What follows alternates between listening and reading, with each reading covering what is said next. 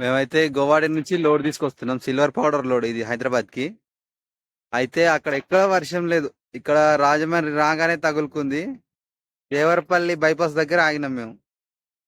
అయితే లోడ్ లో వెనకాల చాలా నీళ్ళు నిలిచిపోయినాయి నైట్ అంతా. మా మామ తీస్తా ఉన్నాడు. పడిపోతావు జాగ్రత్త. పట్ట మీద నిలబడకు. పట్ట మీద నిలబడితే చినిగిపోతుంది.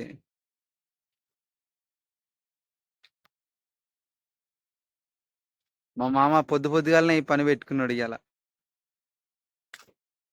పడుకున్నాడు, నన్ను కూడా నిద్ర లేపిండు ఆఖరికి. మనమైతే దేవరపల్లి బైపాస్ దగ్గర ఉన్నాం.